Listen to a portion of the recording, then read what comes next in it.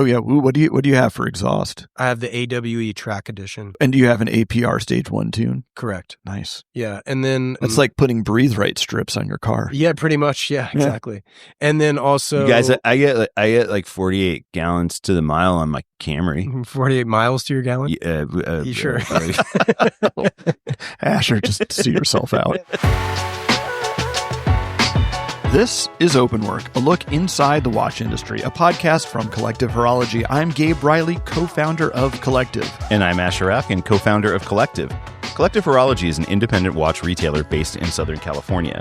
We carry a wide range of independent brands, including the latest brand to join our shop, Atelier Wen, who of course are known for championing Chinese watchmaking and crafts.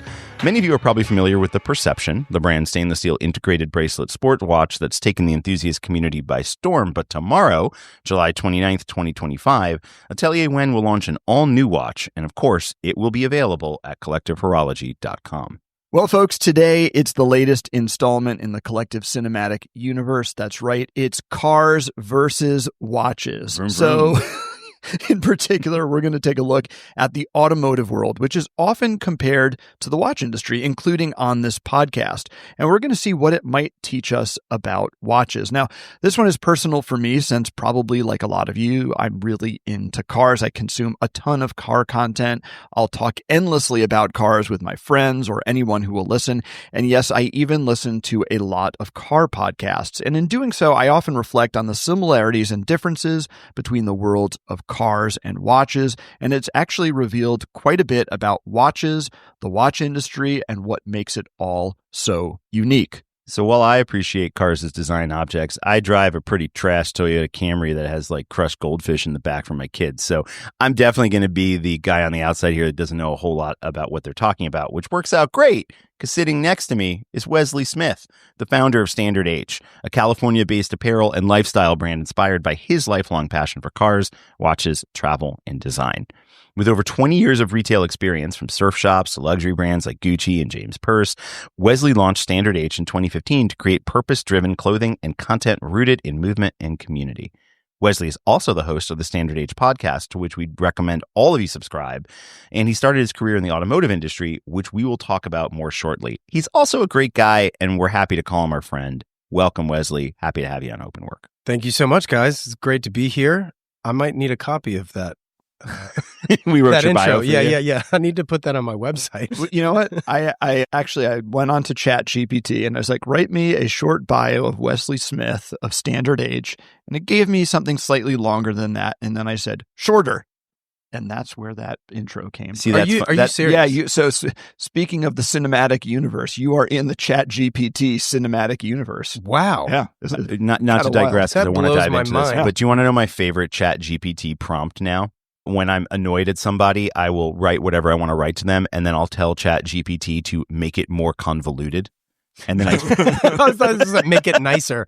Convoluted's even better. It's wonderful. And if you keep going down that path, you get to some really wonderful stuff. But hey, let's talk about cars. But let's also just start with you. And let's go back to the earliest days of your career, which started as, I understand, in a Porsche Audi dealership. It's Porsche. Family name, Asher. Okay. Family name. So let's go back to the earliest days of your career, which started in a Porsche Audi dealership.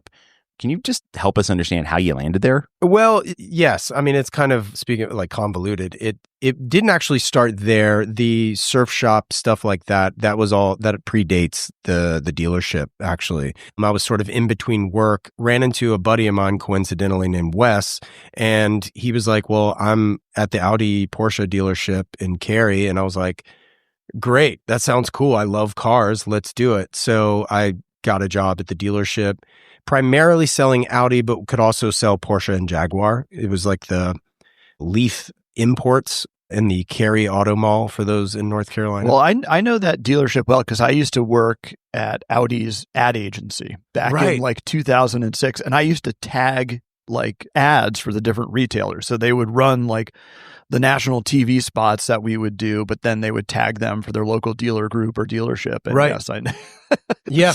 I know that dealership well. I've tagged many a 30-second TV ad with their address. That's and a compelling lease offer. Right. Sure. But that must have been an interesting pivot, because when we think about sales, and sales, I think both Gabe and I can acknowledge, is one of those areas of professionalism or professional development where a lot of people make assumptions that it's such an easy thing to do. Right. And salespeople kind of have, I think, generally speaking, a negative reputation because people tend to view it as such an, quote unquote, easy job. Sure. And of course, anyone who's ever had to sell anything to anyone knows that there's no such thing as an easy sale. Not really. Yeah. Because and anything that feels easy usually comes from some degree of work in the previous years to get you there. So I'm curious, you start in this job where you're essentially like trying to get the attention of somebody who probably has limited attention and or time or doesn't want to talk to you at all. Right. And now you move into an enthusiast space with Porsche and with Audi. People who are buying these cars, I suspect, are excited about them.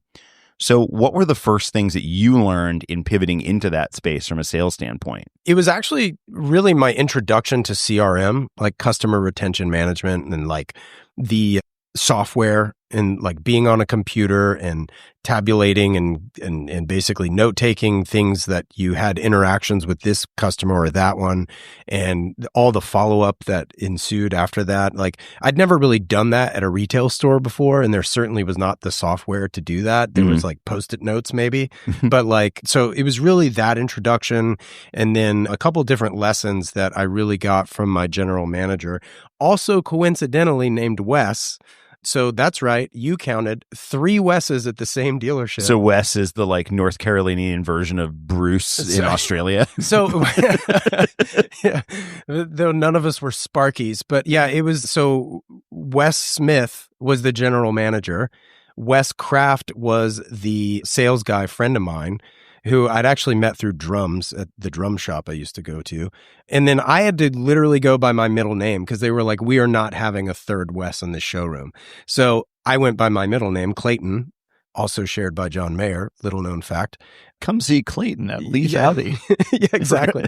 So come see Clayton Great Smith. play. Yeah, which is funny because my uncle's name was Clayton Smith. So it just felt weird to be going by my middle name. But anyway. To bring out your North Carolina accent? Not at all. Well, so my dad's from Connecticut. My mom's from Georgia. So I got nothing. And I've just been this way since like Say H-O-M-E. Home. Ah, all right, go on. Oh, you wanted me to say home? That's kind of what that's what I was okay. going for. Yeah, I mean, I can turn it on for sure. My mom sounds like a Southern like movie character. How about lorazepam? Lorazepam? It was like benzodiazepines. Like, what are we talking about? I think we're like 2 months past that meme, man. Yeah, but still. Piper now. All right, I'm sorry. Keep going. No, all good. And so one of the lessons I learned from Wes, the GM, is that like, if you hear from your customer before they hear from you, you're too late, in outreach. And as far as like, you want to always be ahead of your customer. You always want to create realistic expectations. I think we were talking a little bit off mic about realistic expectations for clientele, for example. So it's about them knowing they can depend on you rather than them feeling like you're, behind the ball some way, shape, or form. And then I think the other thing, which is a little bit of a lofty lesson that I learned, was everyone is your competition. Working at Audi, it's not just Mercedes. It's not just BMW. It's like somebody buying milk. As long as they're spending money, they're not spending money on your product. And I thought that was a really fascinating way, maybe a little edgy or even a little bit histrionic, but it was, as long as you're spending money on anything other than an Audi, you're Audi's competitor. Well, I think that's true in the world of watches too. People often say about cars like, oh, well, people need cars. Not everyone, if you live in New York City, you don't need a car, or plenty of other places you don't. But in most places, at least in the United States, you need a car. Yeah. And so there's this idea, cars versus watches, right? That like, well, people need cars, but no one needs watches. Now, if everyone did need a car, and we accept that premise, like Asher, go get yourself a Toyota Camry and never wash it again. But people are buying an Audi or a Porsche or whatever it is, not because they need it, but because they're looking for something a little bit different. Their primary motivation for getting the car in that case isn't to get from point A to point B, right? So you really are competing against almost, maybe not milk, but anything else they could be spending that at that point, it becomes discretionary income on, which is, Totally. it's like going to the movies.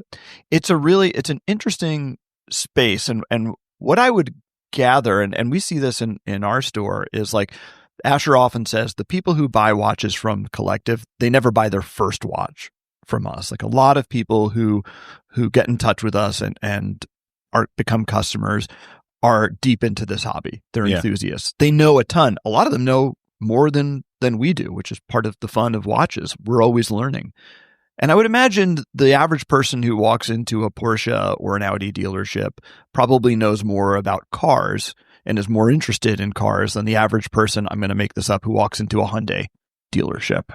I would say that's probably more accurate for Audi than Porsche, because I feel like there's a lot of people because of the strength of the badge and the Cayenne. Well, yeah, sure, Cayenne that saved the badge. Well, the thing is that I think the guy who gets the big job, or the woman potentially, like gets a big job, big paycheck, just knows a Porsche is like a sports car you should go buy.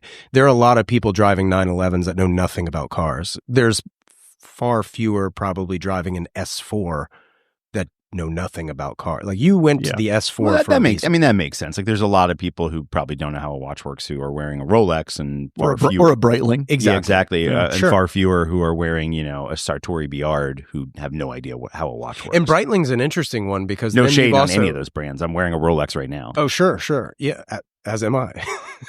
So the Breitling thing is kind of interesting because that can also be such an enthusiast brand too, Yeah, that's one of those brands, right, that cuts both ways. No, but Breitling, going back to your point about sales strategy, is a really interesting one because you're right. I do think a brand like Breitling has to fight for its dinner in a way that Rolex does not, for example. Totally. And it sounds like, maybe that's a little bit, and again, like I'm coming from this place total ignorance, so tell me, but it sounds like it's probably that same way with an Audi versus a Porsche.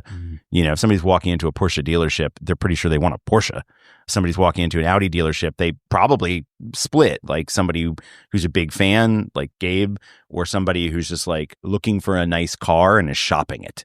Yeah, no, they'll definitely cross shop. Now probably BMW. more than when you worked at an Audi dealership, because the brand has really gone mainstream in the US and I mean their sales have just multiplied exponentially. When I was working there, it was like 2006, they were doing like 60,000 cars a year in the US, which is nothing. Oh, is that all? And now I'm sure they're over 300,000. I mean, the brand has exploded. It was much more of an enthusiast brand. But I guess that gets to the question of like, so Asher and I have a few, like, there are these questions that customers ask, right? Like we were all just at the Intersect watch show in LA, and the most asked question, we were at the Fears table working with them, and the most common question we got, and we probably got it dozens of times that day, maybe 100 times that day, was what movement is in this watch. That's like, we can talk about what that question means and what it's a shorthand for and whether it's even relevant, but like that's the question. I have a friend who owns a wine store, and I was like, what's the question you get asked the most by people who just walk through the door? It's fascinating. What's your nicest bottle of wine? And I talked to him about that, and like there's a lot behind that question in terms of what someone's actually asking or what they're telling you about themselves. What was the most common question you would hear on the sales floor from a customer?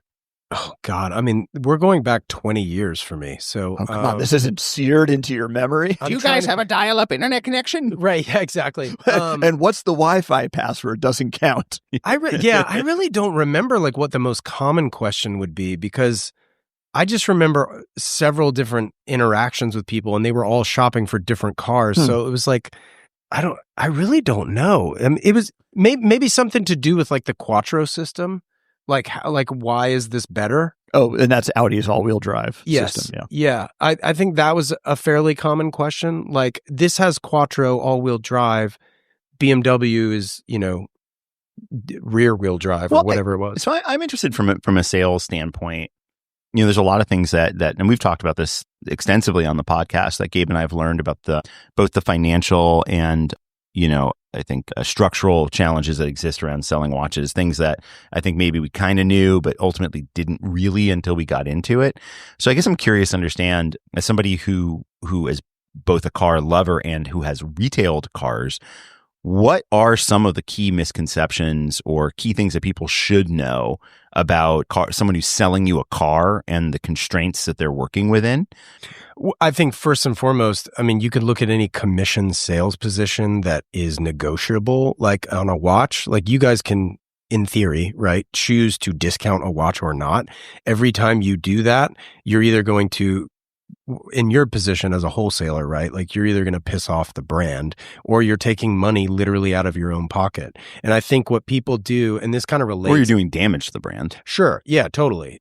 Because you're basically telling people it's not worth what we charge for it. It's worth less. So we will offer it to you for less, which is a problem. Yeah. But I think there's a question that, you know, we were ping-ponging about like the negative perceptions of car salespeople, right? And I think the reason why car salespeople sometimes are negatively perceived is because it's within a product segment that is negotiable, quote unquote. Or perceived to be negotiable. Yeah. Expected like to be negotiable. Yeah, exactly. It's expected. So if you don't get the deal you hope you were to get, then the dealership is an asshole. And it's like, well, you could have given me a better deal, or my buddy got a better deal. Well, today isn't yesterday and it isn't tomorrow either. So you don't know what kind of pressure that dealership's under to make their numbers at the end of the month, the end of the year. You know, there's all these kinds of ancillary attributes to the sales process. However, it's not the sales guy's fault. And oh, by the way, has somebody ever walked into your office and said, hey, man, give me $20 out of your wallet for no reason other than I asked? And like, that's basically what customers are doing to the salespeople because they're stripping them of their commission. Now, but it's the industry at large's fault for creating that environment. It's not the sales guy's fault. It's not the customer's fault. You know, who do you blame? I'm not really interested in one to like point the finger and play the blame game, but needless to say, it exists. And it just kind of sucks having been a sales guy in a showroom for Audi, Porsche, blah, blah, blah, that like somebody in theory could look at me as like, I'm just this like used car sales guy, you know, again, to use quotes, but like, I think that's where it stems from, is that it's the negotiation of it there's all. this endemic or built-in expectation of discounting. Which I believe is it Hyundai, or what was the car brand that came out and it was like this Saturn. And I think a different kind of company, a different kind of car too, right? Was Scion maybe Scion did, but it was Saturn that innovated this. It was a GM brand, but they innovated this idea of no haggling, right? Which was really interesting. And you know, CarMax does that now on the used car market, which is even more rife with haggling and has managed to do it. So it is possible, but it's the exception. Were allocations of Porsches a thing when you were working at that store in the way it is today? Because you know, there's obviously a lot of similarity between the way, you know, hot and desirable Porsches and other cars are quote allocated and the way watches are. Was that going on at all? Not at all. And in fact, so because any Porsche you could pay for, you could have. I mean, as long as it or order, right? I mean, you gotta remember, like I think the first GT3, right, was a 996, so that's like late 90s, early 2000s. I was there in 2004, and I mean, I think we sold maybe like one GT3, two tops, because they were such a new car, new thing. And back then, I think too, like the perception of that car may have just been like either you were really in deep and you was like a if you know car, or like you were a track guy and like that is a race car that you could drive to the track, right? And still is, for that matter. But there was not this $100,000 over invoice going on. Like there was not, oh, well, you have to buy, you know, a Macan, a Cayenne, and a Taycan before you get a GT3 RS. Like that stuff, no. To answer your question in short, no. What happened in? So I think we kind of know what happened in the watch world, where like allocations of Rolex and Patek and AP and a whole bunch of other things became this thing and became this kind of toxic thing. What happened with Porsche? Because I remember from my time working in cars, it was like Porsche went through some difficult times in the mid 2000s. You know, there was a time when they were actually thinking of acquiring the Volkswagen Group, and then around the time of the Great Recession, their fortunes totally changed, and the opposite happened. So, what happened in the world of cars where Ferraris, McLarens, Porsches, all these things began to get allocated. Well, just to touch on those brands you just mentioned, I think Ferrari's always sort of been on kind of towing that line. Because it's truly low production. It is, and it's also like to buy a brand new Ferrari is very, very difficult. Like you usually buy a pre-owned one first from the dealer, and then you get in your foot in the door to buy a new one that you can spec. Now, whether or not that is true in 2025, I don't know, but kind of over the last 10 years, that was sort of the vibe. You couldn't just walk in and order a new Ferrari. You just couldn't. Now with Porsche, I think is very much a la the watch industry by way of COVID. And like there's massive attention and disposable income. So the phenomenon is that new. Wow. As we know it today, I think it's no older than 2019. I think there was maybe like murmurs of that kind of thing going on where, to get a GT3 RS, like you maybe have to have already had a GT3 potentially, but it wasn't this, you got to buy a Taycan, you got to buy a Macan S to get a GT3. But I may be speaking a little out of school because I wasn't at a dealership in 2018. I don't really know. But like the fervor that exists today is really over the last, I would call it 6 years. I mean, based on my perception. Got it. I mean, that's interesting. So, I mean, these things, like in every industry, are cyclical. Yeah, they're kind of dovetailed, really. Yeah. I mean, also, like, and again, I'm playing the ignorant, low information buyer here because I am. And one thing that I have always experienced in my limited experience buying cars has been around the selling strategies of car salespeople, which are different than the way that, well, certainly the way that we sell, but I think arguably the way that the watch industry sells. Because when you buy a watch, 9 times out of 10, well, on occasion, financing is available. It's not the primary method by which people buy watches. Klarna? Well, I mean, at least not for us. Okay. I mean, we don't offer financing. Right. Certain people certainly do, but we don't. I suppose buying on a credit card is a form of financing. Sure. But, the majority of watches that we sell are bought in, well, all the watches that we sell are either paid for on a credit card or paid by wire. Mm-hmm. And, the quote unquote monthly payment of that is largely up to the consumer, however much they want to pay off on their credit card at any given time. Sure. Whereas, of course, in car buying, the monthly payment is often set up as like the purchase price, even if the total amount that's financed plus the financing charge exceeds the sticker price of the car, which mathematically it almost always will. So I'm just curious about that component of the sales structure and approach, because in my limited understanding, there are incentives for salespeople to sell financing. Yeah. Yeah. But there was also like just spiffs you would get too. Like Audi's running a special on what's a spiff? Spiff is like a commission, like an extra commission. And it's usually a finite number, call it $500, $1,000, $750, whatever it was. And I remember you'd get these spiffs based on whatever. So I remember I've got like a $750 spiff on an A8, which is like the very long wheelbase. Hell yeah. You got an A8L. Yeah. And actually, W12? I have one of the most. You got to go W12. That was one of my most memorable experiences because this guy like put his down payment like in cash, like a wad of cash, and I asked like what he did to like. I was just like very straightforward. Waste management. I was like, "What's going on?" He goes, "Won it in poker last night," and I was like, "That's pretty badass." And then found out he was the guy that had the patent on a ring, so where you would re-blacktop a street. For the manhole cover, you just put in a metal ring, and that way you don't have to like dig. So then you just put the manhole cover on this ring. I mean, it's literally like a pennies on the dollar type of product, but he had the patent. So the guy was like, hey man, he invented the piano key necktie. Yeah, unbelievable. And so this guy bought an A8L and I got, a $750 spiff on it. But the spiff was on the sale of the car, not on the financing of the car. That's correct. And there's all sorts of but I guess this is trunk money and all this stuff. Because Audi was running a promotion for salespeople that month. Sure. I mean, that happens in watches too. I guess what I'm curious about though is, are car salespeople encouraged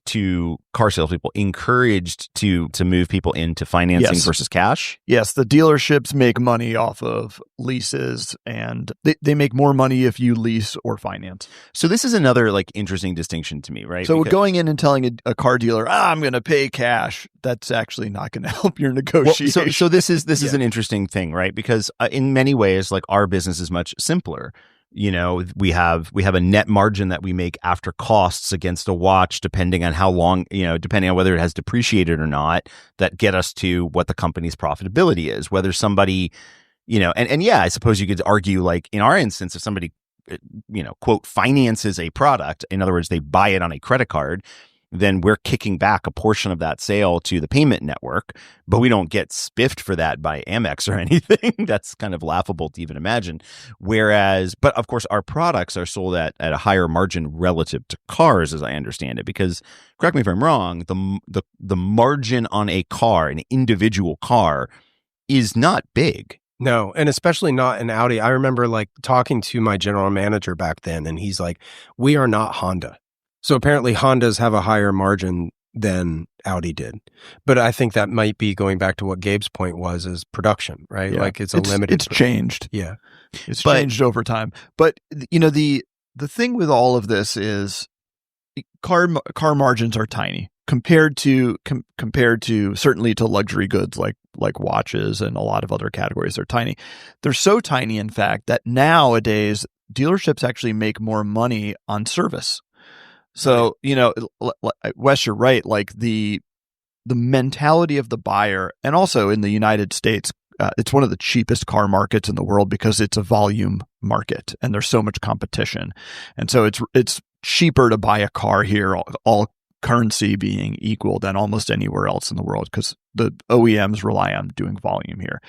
And that plus the mindset of the customer expecting a discount and all this stuff. I mean, selling cars is really, really tough for dealerships.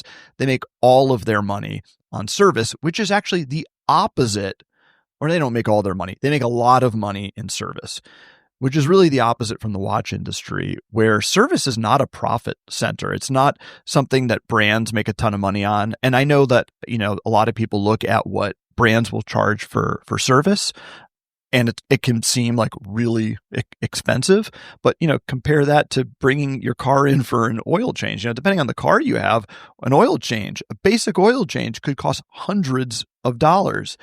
And I just wonder, like, what dynamic does it set up in? Like in watches, we don't make any money off of service when things come in for a warranty. No, repair. sometimes we lose money on brands it. don't. We're not staffed for it. And the industry, when I say we, the industry really isn't adequately staffed for service. There are some brands who will take months or a year or more to service your watch, versus if that was the expectation in the car industry, oh my God, can you imagine? Everybody be driving a loaner. So yeah, exactly. The business model is really quite different. I think that is something that so this is what I learned from watches on this one, or from cars on this one. If the watch industry actually did treat service and there's conflicts of interest with this, I understand. Like, do you really want to incentivize watches coming in for service? No, you want to build something that's going to last. Yeah, but make it to break. if it were more of a profit center, would we have more reliable, faster turnarounds, higher quality, better ease of getting your watch serviced? I think part of the reason it's so tough in watches is because no one's making any money servicing watches. Well, it's interesting because as you guys are talking about this, I'm thinking about another industry that Gabe and I had some experience in, which was 25 years ago selling Macs at a famous store in New York called TechServe. And, at that time, there were no Apple Store, or the Apple Store just launched. And the primary retail channel were these independent retailers, or like Comp USA, if you guys remember stores like that. Yeah. And the thing about Apple computers at that time is that they sold, I believe, to wholesalers at 10% margin. Which, if you do basic math in your head, like essentially selling a laptop is a loss leader.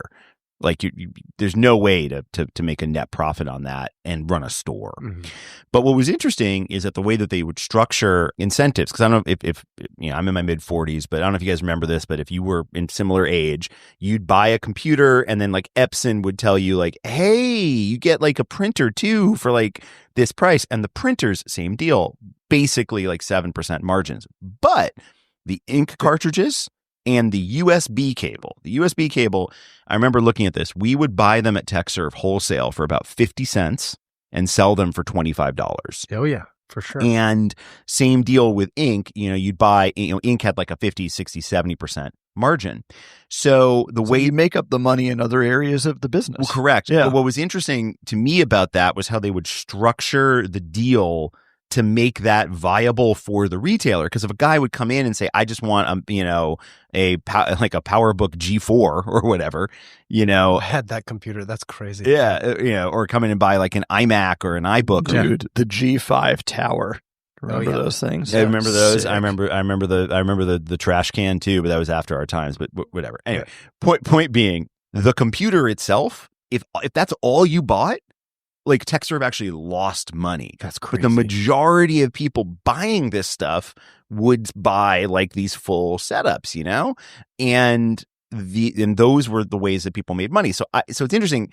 I keep coming back to the fact that like watches, in many ways, with the exception of like Tourneau's like extended service plan or like whatever, for the most part, the profit is in the watch. The risk is in the watch for the retailer, and like that's it. And it's a much simpler business. It is, but I think the flip side of that is all of us have probably had not great experiences getting watches serviced, whether it's a warranty service or a 5-year or 10-year service. But going and down part your of the road, reason why is the industry doesn't. The incentives aren't there. The profit isn't there. It's in the sale of the new watch. And as a result, the after sales experience really suffers for the consumer. Well, the after sales experience suffers for the consumer for several reasons. I mean, first of all, if I get into a minor fender bender, they're not going to fix my fender. They're just going to replace it. And that's a service part that exists and is made at scale and is relatively easy to replace. If I drop my watch and glass gets into the gear train, like they're not going to just take the Longa movement out of the Longa and swap in a new caliper. They have to literally disassemble it and reassemble it. And what's interesting about that is that's not just a time thing, because that's quite time consuming. It's also a talent and skill thing, because it's one thing if you're assembling watches on an assembly line like Patek does, like Rolex does, like Omega does, etc. It's a whole other thing if you have a watchmaker that is basically could assemble a new watch, could diagnose and fix an old watch. That is a much higher skill level, I would imagine, than somebody who's swapping bumpers on a Toyota. And just at any body shop, right? Versus a body shop you should trust. And I think there's another side of it too, which is just by virtue of the fact that cars are essentially a necessity in the majority of the United States. That is a skill that is passed down, that is learned, that is hereditary, that can be picked up in any number of places all around this country. And a skilled mechanic can come from anywhere, whereas a skilled watchmaker, there's just not the same level of pathways to generate or that. accessibility. You're right. Yeah, no, you're right. Like, okay, so to be fair then, most things on cars are very modular, can be replaced easily. Think about the way they're built. They're built on assembly lines. It's not a low skill job, but it's not as high skill as being as a watchmaker who can do everything from disassemble a movement to replace a battery or something like that. Yeah. But like in the car world, if you need a rebuild on an engine, you're going to wait forever, right? Like that's like kind of the equivalent of disassembling a movement and rebuilding a movement. If you need your timing chain replaced on your car and your engine needs to be taken out of the car and rebuilt, okay, that is a high skill thing that's going to take months. You're going to have a comparable wait. It makes me wonder, like, and some brands do this, I think, in their service centers. Like, I think Rolex might do this from what I understand, where they have like different levels. They have like watchmakers, but then they have like apprentices, like someone who can remove a case back from a watch and do something more simple.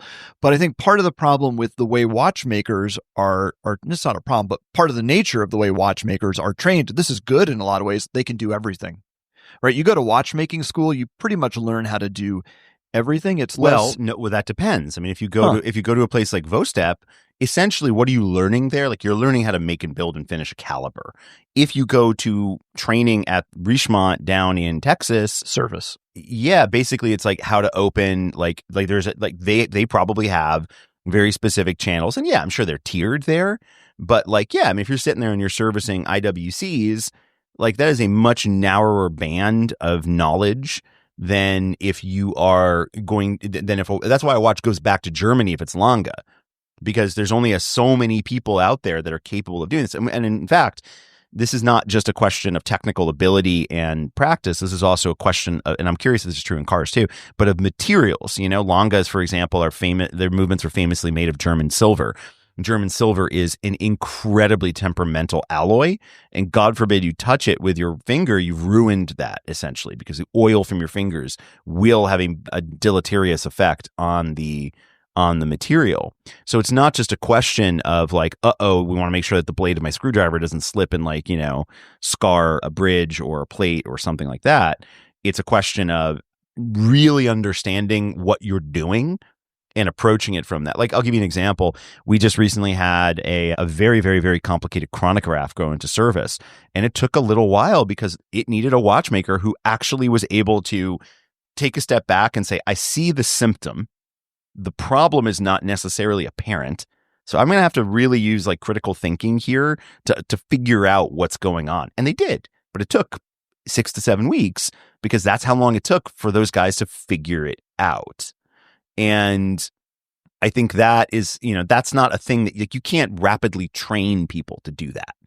That's cumulative knowledge over long periods of time, really understanding the engineering of something. Yeah, I think the parallel there in the car business, it's almost like being a pilot, right? Like you have to fly the 737 before you can fly the 787. And you need like these different steps of certification, if you will. And I think the techs inside of, say, an Audi or more specifically a Porsche, not everybody's going to operate on a Carrera GT. Yeah. Like they're just probably not certified. They haven't done those classes yet, yada, yada, yada. I think you had a question, though, about materials, though, as well, right? Well, yeah. I mean, I don't know. I'm sure there's a parallel somewhere in there. Like, I'm sure that there are certain materials that, like, if handled inappropriately or, like, components if handled inappropriately are no longer effective. Or yeah, or like, if something needs repairing and it's, like, made of magnesium or carbon fiber, you can't just swap it out for steel, right? Like, it's just smoke a cigarette next to the magnesium. Right, everything will be fine. So, like, yeah. I mean, but there again, the parallels are sort of there. So to that point, you know, and I could go on this because I just love like talking about sales structure. But now, you know, you're in this business that you've been building for years, mm-hmm. which is apparel. Mm-hmm. However, it straddles some of these worlds. It straddles automotive. It straddles the watchmaking world. I mean, it definitely the through line is certainly these are both enthusiast driven cultures. Sure. And a lot of the products that you make, especially like what we saw at Intersect a couple of days ago, really are speaking to those enthusiasts. Mm-hmm. But you're also a one-man show. Mm-hmm. And you know, you're a one-man show and you're doing all of this yourself. And I'm just curious, when you look at the watch world and you look at the automotive world, are there things that you borrow from those worlds, not creatively, but operationally, like from a business standpoint? Like, do you speak to automotive enthusiasts who are interested in standard age differently than you speak to watch enthusiasts that are interested in standard age? Do you view those as different marketing channels? Like, I like your stuff, but I don't care about cars. Right. So like when you put out, you know, a race themed product, I'm looking at it purely as a product, and whether I like it or not, I don't care about the race. Well, and it's kind of funny because like, I don't really treat the channels differently to answer your question. I feel like this is all the information as to why this product exists, excuse me. So to your point, you may or may not care. Right? Like at the end of the day, it's a t-shirt. It's not actually going on or in a car. It's not, it doesn't have to be worn with that watch, you know? So it's kind of it's up to you. Cause I say this all the time. You don't have to be into cars to like standard age. You could just like nice clothes. Yeah. You don't have to be into watches to like standard age, but you could listen to a podcast about an entrepreneur who works in the watch industry, you know? So it's kind of a choose your own adventure, really, and how deep down those standard H rabbit hole do you want to go? Because to me, at the end of the day, they are clothes. They're not cars. They're not watches. But the enthusiasm exists in me personally. So it was more or less like how I got into the watch space as a clothing brand, which is very counterintuitive, necessarily, or you know, somewhat, I would say, is because of my podcast. I was interested in interviewing entrepreneurs and people who have been instrumental in growing a business, because this was the first company that I had started. And I figured if I could learn something, maybe I could share it, and it could serve as, dare I say, a community building exercise. Very much a birds of a feather, all ships rise. Like, these are all like the things that I kind of repeat ad nauseum, really. And it's really a function of me having interviewed our friend Adrian Barker. So he was one of the first people in the watch industry that I did interview to talk to him about his YouTube channel and sort of his background. Speaking of Apple and Apple stores and all that, he's a former Apple guy. And his episode outperformed every episode I'd done leading up to it. So it was kind of like, okay, I'm a watch enthusiast personally. I selfishly wanted to talk to Adrian because I'm a big fan. And as a result, I don't know if the results of that episode were a byproduct of Adrian sharing it, or if it were just really exposing that my clientele also liked watches. And there was really like not a way for me to actually ask directly, because I can't go to every listener and be like, why did you listen to this? Yeah. However, what I could do is, not necessarily A/B testing, but it was really just like all right, well, I'll continue to interview people in the watch industry and see how those do. Or is this a unique experience? And really it is about cars, or really it is about other industries. Do you see, like, if when you look at both communities, Mm-hmm. because I suspect you also go to and attend enthusiast car events and Yeah. So what's the most different thing about the watch community and the car community? Well, I will say this. I think that there are more watch people who are car people than not all car people are watch people, which is kind of fun. Oh, I 100% have experienced that. Yes. Because the car hobby is massive. I think one of the problems with the watch hobby that it could learn from the car hobby is the watch hobby, generally speaking, is kind of a monoculture. I mean, of course, there are people who like finishing and classical watchmaking. Of course, there are people who love like the creativity of micro brands and owning but generally it's kind of like this monoculture. Going back to the question of everyone at Intersect asks us the same question. There's very much a monoculture to watch collecting. With cars, that's interesting. So what you're saying is so many subcultures. Well, hang on. So totally. So you're saying if a guy comes up and asks us, not because this is a really interesting point, hey, what movement is in this watch? That's like, you're saying like that is a defining element that people anchor to, versus somebody who might be into cars and be like, I just love this era of design. I don't care what's in it. I'll give you an example. Modding. Okay. Right? Generally, this is the perfect example of watches as a monoculture and cars as a collection of subcultures. Watches, generally speaking, and I know there are people that disagree with this, but by and large, people are very anti-modding in the watch community. It doesn't mean there are people who don't mod or whatever, but like modding, generally speaking, as a rule of thumb in the monoculture of watch collecting is a big no-no, particularly when you get into vintage and stuff at the higher end. It's very much looked down upon. Doesn't mean it doesn't happen, and there are some people, but generally speaking, the monoculture of watch is against it. Cars, modding is actually generally accepted, and there are some communities where that it's just all about modding. Wesley and I own Volkswagen GTIs, and there's a ton of I keep mine factory. Yours is slightly modded, but there's a subculture and an embrace of modding cars. Same in 911. Same in 911s. And there are people in the car world who are like, I want my thing bone stock. There are people who are, I'm a hardcore modder. I'm tuning it. I'm doing take it to Singer.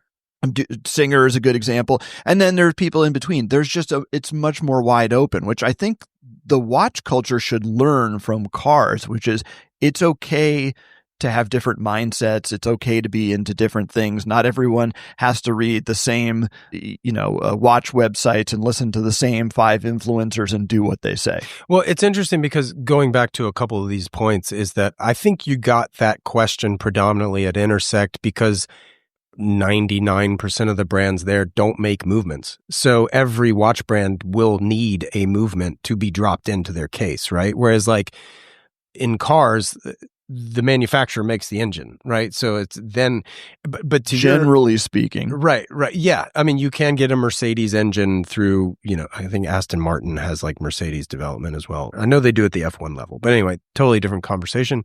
Your question about like differences in the actual communities when you go to a car event, for example. Now, again, what we're talking about on the watch side is more of a trade show sales event. Most of the time when you go to a car event, it's like a cars and coffee. It's more of a meetup, nothing being sold necessarily, though people will have like a for sale sign in their window sometimes if they're trying to move their car. But the interesting thing about like a cars and coffee that doesn't really exist in watches is that once you show up, like if you went to like a watch meetup, for example, the Rolex guys don't just congregate with like the Breitling guys just congregate. But if you go to cars, it's like the Mustang guys hang out with the Mustang guys, the Porsche guys hang out with the Porsche guys, the Corvette guys. It's all so segmented. That's again to the subculture point that Gabe made. So it's almost like you segregate yourself at cars and coffee, but then you do the dance where you kind of circle the lot. Well, I guess that's an interesting question. Let's say that I was hanging out with like the Porsche guys. Sure. Do I generally have any interest in Mustangs? Like, am I going to go over and check it out? Or is it just like not my thing? It's totally individualistic. Like for me, like I'm interested in like very few Corvettes, but I love like the 58, 59 Corvette. Love them. So if they're there, I'm going to stare at those cars. But like a C6 Corvette doesn't really. You're not into the mid-engine Corvettes. Well, yeah, I like the old stuff. Yeah. Give me some white walls and, anyway. So that is a good thing about watches, which is I think generally whether you're into Seiko or Longa or Indies, like watch people will go to a meetup, you're right, and they'll kind of check out everyone's watches. You get people, who have vintage Rolex, but they want to check out the guy who's got a really cool new, Mad One or Resonance. Yeah. There's actually, because it's a monoculture, everyone's kind of interested. There are subcultures, but everyone's kind of interested in everything. Whereas if I went to a cars and coffee, I'm sorry, I just could care less about the guy with a Mustang. That's not. And you know what? Maybe I'm missing out on something. And maybe the way you described the car culture is like these subcultures actually kind of segregate themselves. That does limit some curiosity. And sure. So I don't think one thing is better than the other. Yeah. And I mean, what's interesting about like the modding thing is like I like Seiko, but I don't mod my Seikos, right? But like Seiko mods are like a whole subculture within watches. But like you kind of have to really be into watches but to start modding a watch. You know the thing about the Seiko mods, though, because I was thinking about that earlier too. Okay. Because it is a thing. But I think part of the reason why Seiko mods are so popular is because it's so low risk. Sure. Like if you decide that you want the dial artist to do a paint splatter, which is awesome, like on your Seiko 5, what are you really, what you're offering up for tribute is a $200 watch. Yeah, totally. But I think the enthusiasm is what drives that. For sure. For sure. And I think the individualism drives that. Like, I want this to look like mine, which is like the car thing. Like with my GTI, I just wanted it to look almost like I thought it should look coming from factory. And most people would think that. Bless your heart, I just can't bring myself to go there. Yeah, well, I mean, I know I miss out on a bunch of performance because of it. Well, I mean, there's that, sure. But I also felt like it was like I loved the European LED taillights, like rather than the American version, Right. And well, at least those are factory. Yeah, no, yes. And so. Is that an issue when you sell the car? That you like? I think because it's so prevalent within Volkswagen, it might actually help. Some modding actually does help. If you do too much modding or it's too specific to your personal taste, it will hurt the resale value. Well, you just shrink the buying pool. Yeah. You just got to find one buyer. Yeah, but what if they don't ever see your car? And you do that modding, or do you bring it to a mechanic? It was a combination of both. Like I don't tune the engine. I had to take it to a shop. But you feel comfortable like swapping lights? I swapped the lights myself, but then a couple other things, like I didn't do my exhaust. What do you have for exhaust? I have the AWE Track Edition. Ooh, and do you have an APR Stage 1 tune? Correct. Ooh, nice. Yeah, and then... It's like putting breathe right strips on your car. Yeah, pretty much. Yeah, exactly. And then also... You guys, I get like 48 gallons to the mile on my Camry. 48 miles to your gallon? You sure? Asher, just see yourself out. Man, that's horrible gas mileage. 48 gallons to a mile. Yeah, miles to... what's the financing you price drive of this a car? Hummer, like a Which one? Sorry, Yeah. 49 miles to the gallon. But yeah, so it's interesting. But then I look at like my Black Bay 54, and like I've thought about that Big Crown mod. Oh, those are cool. You know? Is that True Dome? That guy? True Dome or True Patina? I think True yes. Patina. Yeah. That's a great mod. It's a great mod. He also does the Lollipop Seconds Yeah, Hand. that's the mod I want. And then what else does he do? There's a third one. Well, then, of course, you got guys like Romeric out there, a Second, whose core business before he got into the collaboration space was mods. Mm-hmm. And those mods are really interesting to me in general, too, because those have nothing to do. Those are just literally taking your watch and turning it into a completely different piece of art. But that's Singer. Tell me more about that. So Singer you'll have a donor car, which is a 964 body style 911, which is like an early 90s. And you rebuild it with a creative concept around it. Yeah. I mean, you can they change everything in the car, even though it looks like it could have been OEM. So they stay true to like, but everything's carbon fiber, I think, except for the doors. So this is where I get confused too. It's like, all right, well, you've because I need to dig into this because I've actually never done this research.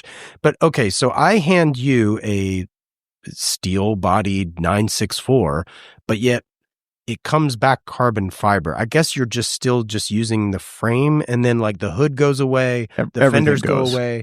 So then it's like, so then the argument becomes but is this still a Porsche? Which is why the relationship is what it is, I think. Yeah, I had the chance to, so we retail Singer's watches. Yeah, exactly. It's the same company. And I had the chance because of that to go tour the Singer factory down in Torrance here. Nice. And there were over 100 cars being worked on. Easily. It's massive. It's wild. It's so cool. It's its own thing. And there are companies that do kind of what Singer does in the watch world. Artisans de Genève is kind of an example of that, but no one who goes all out to the extent that Singer does. And regardless of what you think about modding a Porsche, and I would imagine like the Porsche community is probably divided about Singer, because I know a couple of guys, I'm not into that world, but I know like just through life some people who are, and they're like very anti-modding. They want everything factory and all this sort of stuff. But regardless of where you sit on that, you go into this space, it's one of the most impressive kind of industrial or production facilities I've ever been in. One, just from the use of technology, the extent. I mean, you have a Singer car, everything is redone. Mm-hmm. Every surface of that, every internal component, the engines everything is redone. Mm-hmm. There's very little of the original car that's there, and that's kind of the point. You're really not restoring a Porsche. You're buying a Singer. Yeah. And it's so. Forget all that stuff. There's just so much creativity and artistic expression that happens there, that regardless of your moral or ethical, feelings about, destroying a vintage Porsche car, it was one of the most just amazing creative experiences I've ever experienced. And I was like, I wish kind of watch people would be more open to something. Well, like to their this. credit, one of the most successful watches that we've seen this year that we retail are the Singer Heritage watches, which are, they're not quite to the level of what you're talking about with Singer Automotive, but for a watch person, these were restored movements that were finished in a way that was not the way that they were that they originally left, the Valjoux manufacturer decades ago, put into a watch they were never intended to be in, and created an entirely new thing. Now, one could say, yeah, well, the use of new old stock movements is like a pretty classic thing, but it's not a new old stock movement. They basically stripped that movement down for parts, refinished it, redesigned it, put it into a completely new product, and sold it as something completely novel and new. And never was there a more popular Singer watch. Exactly. Okay. All right. So maybe I stand corrected, Asher. Yeah. Well, but the thing is, like, that's unusual. That's very rare. Like, we've seen other companies do that. Nevada Grenchen, for example, has used new old stock movements, but they didn't push it as far as Singer did. And it's just a really interesting question, of like, how far would the watch enthusiast community be willing to push it in order to push the creative boundaries of what is possible in watchmaking. Well, I think one of the interesting cases within watches that's happened that's adjacent to that, it's not movement, it was case related. And that was the Armory's FP Journe that Mark Cho did. I think there was like a drawer with like 9 38 millimeter cases that he was no longer producing that he found. And it was just like 9 of these cases left. And Mark somehow was called to be like, well, let's do a limited edition for the Armory. And it was just Wait, really? super. How did I not know about this? When did this happen? I don't know, probably like 5 or 6 This years is like ago. exactly up Asher's street. Yeah, I'm like shocked because I also like love Mark and I follow the Armory.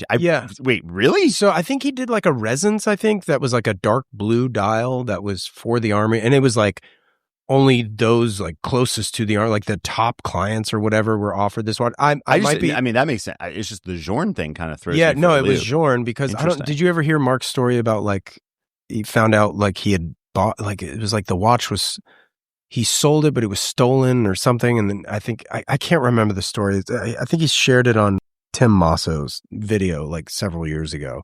But anyway, this sort of 9-piece limited edition for the Armory that Mark did was birthed out of this like crazy scenario where he like, the watch was stolen and it was like found in service. And I can't remember the story and I'm so sorry because like Regardless, I don't know what I'm talking about while I know what I'm talking about. It sounds like these were essentially like Journes that were... These were just cases. Yeah. So he was no longer producing, like, I think a 38 millimeter case.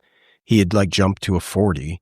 But there was like a drawer with 9 38 millimeter. The proverbial zenith attic of Journe. Right. So, So there's always something in the attic. There's always something in the attic. So Mark was able to have that watch made. So it wasn't movement related. It was more case related. Yeah. I mean, look, there are plenty of examples of this all over the place. You know, our friends at Zenith notwithstanding in that particular example. But it's not mainstream. And I guess like Singer isn't mainstream either when you're talking about automotive. But it is car. No, but it is like the extreme of a thing that is relatively well accepted. Mm-hmm. Like to your point, like starting by modding the taillights on your car is pointing your car in the cardinal direction of Singer.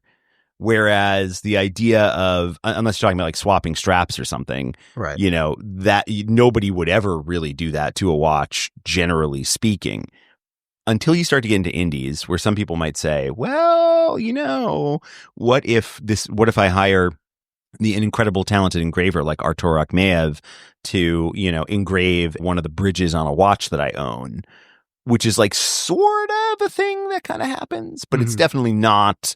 It's not, you know, a mainstream or like, I would even say like a cultural thing. Like, I don't know that there are guys who get together who are down to mod. It's like a personal, Seiko, you know, excluded. It's a very personal decision that somebody might make to make a watch more, you know, quote unquote, their own. Sure. I think, you know, one of the things we're saying here, like one of the things that I take away from cars and car culture in the industry is there's much greater diversity of taste and interest, creativity, approaches to engineering, and all this kind of stuff.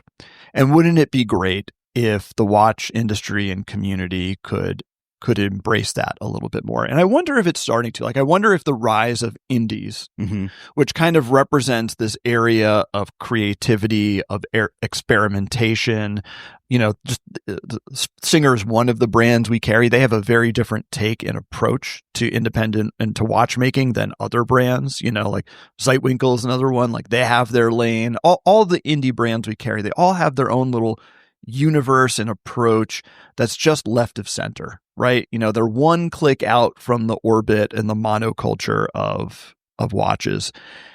I don't know. I wonder, is the watch community moving away from that monoculture? And are the indies helping? Is all this poo-pooing for naught? Are we on this kind of road anyway? I think so. And I think if you think about, even though the irony behind what I'm about to say is that the watch industry is far older than the car industry, clearly, hundreds of years old, whereas the car industry is at large 100 years old, you know, less than.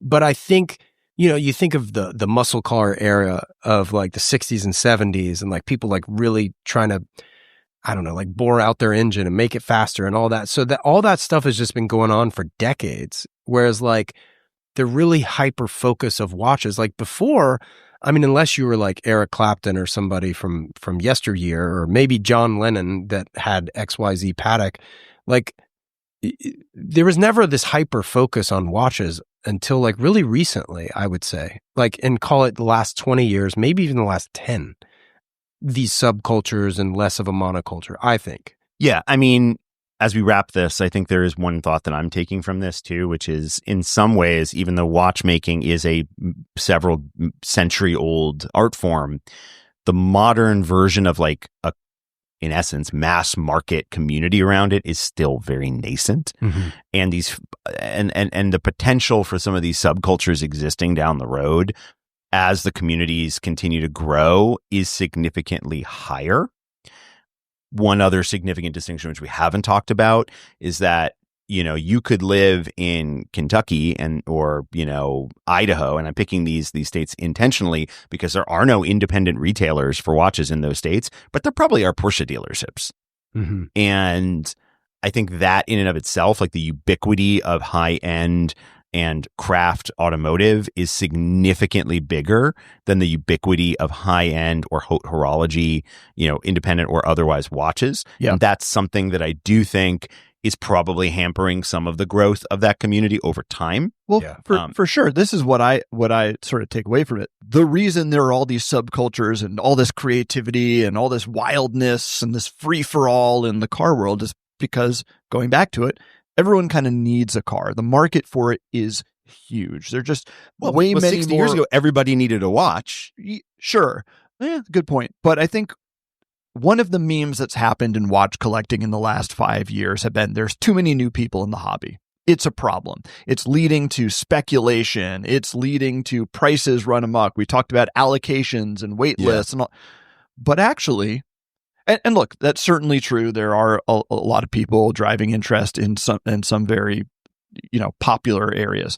But the more and more people, I don't think it's like a lot of what I've heard from collectors lately is like, oh, thank God, all those people who got interested in watches during COVID are kind of have gone away. Like now it's back to the people who were just into it before, and we can have our culture back.